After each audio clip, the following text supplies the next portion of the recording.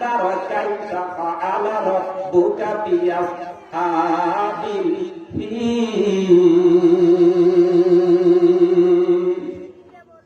আল্লাহ রাব্বুল আলামিন জানিয়ে দিলেন নবীজি বাদশা আবরাহা ইয়ামেনের সম্রাট ইয়ামেনের রাজধানী সানায় একটি গির্জা নির্মাণ করে দিল, একটি কাবা নির্মাণ করেছে আর তামাম দুনিয়ায় ঘোষণা দিয়ে দিয়েছিল, ও দুনিয়ার মানুষেরা তোমরা আর কাবায় যেতে পারবা না, আমার কাবায় আসো।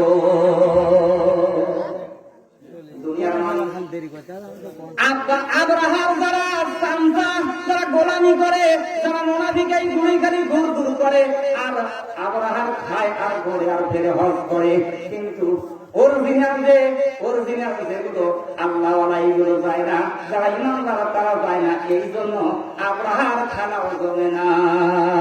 আবরাহা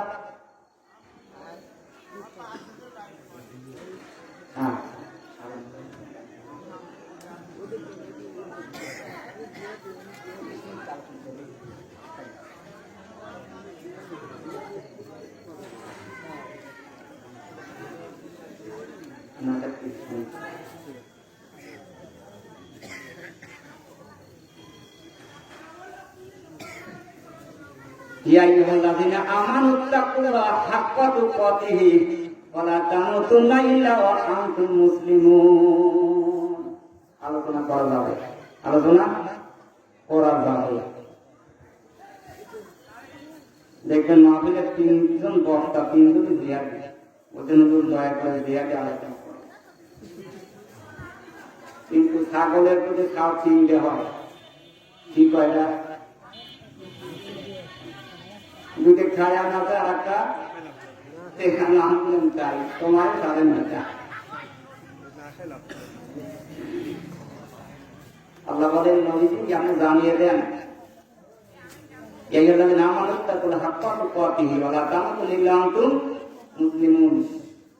একমাত্র ভয় করা লাগবে আমাকে। আল্লাহ বলছেন একমাত্র ভয় করা লাগবে আমাকে,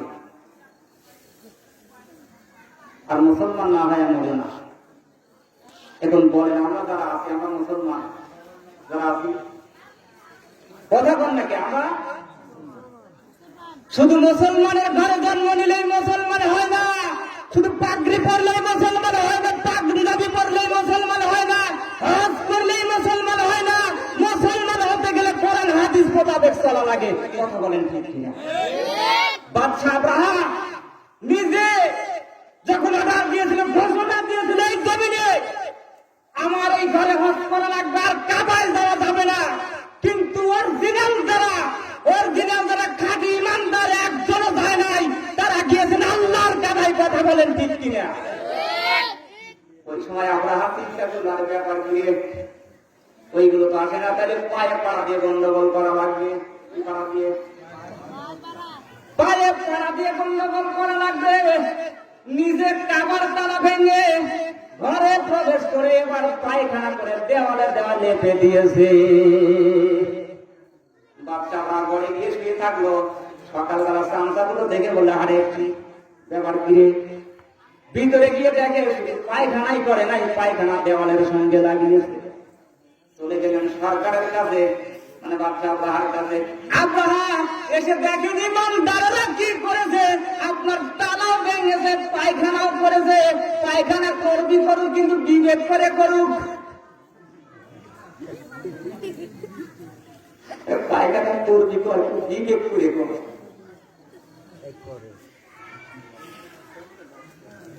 পায়খানা করবি কর, একটু বিবেক করে কর। দেয়ালের সঙ্গে লাগিয়েছে। আব্রাহা ওই দেশের যারা গণ্যমান্য ব্যক্তি তাদেরকে ডাক দিল, ইয়ামেন থেকে, রোম থেকে, পারস্য থেকে, ইসরায়েল থেকে, আমেরিকান থেকে, মায়ানমার থেকে, হিন্দুস্তান থেকে সকল রাষ্ট্রদূতদেরকে ডেকে বলল, আমন্ত্রণ করে বলল, দেখো আমার কাবায় না আসুক আপত্তি নেই, কিন্তু পায়খানা করলো কে? কাবা তৈরি করেছি, ওরা না আসে না আসুক, কিন্তু আমার কথা হচ্ছে, প্রশ্ন হলো পায়খানা করলো কে? এই জন্য আমাদের উপরে মামলা দায়ের করলাম।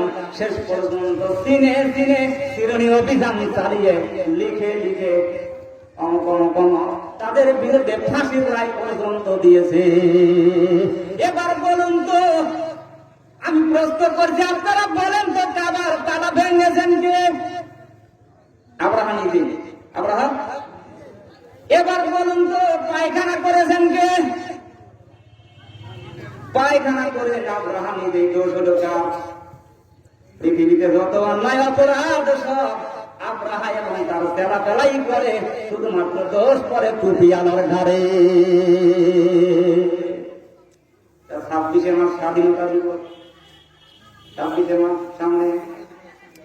বাংলাদেশে এমনি তো স্বাধীন হয় নাই, বঙ্গবন্ধুর নেতৃত্বে হাজারো মায়ের সন্তানের বুক খালি হয়েছে, সন্তান খালি হয়েছে, হাজারো সন্তান জমিনের বুকে শহীদ হয়েছে। আমরা পেয়েছি একটা স্বাধীন রাষ্ট্র, স্বাধীন দেশ। এবার বলুন তো, জবানের কি স্বাধীনতা পেয়েছি? সব কথাগুলো বললে শেষ পর্যন্ত জিহ্বা কাটা পড়ে। ব্রাহ্মণবাড়িয়ার আমার মুসলিম ভাই শরীফুল ইসলাম কি কথা বলেছে, ডাইরেক্ট কোরআন থেকে অ্যাকশন করার কারণে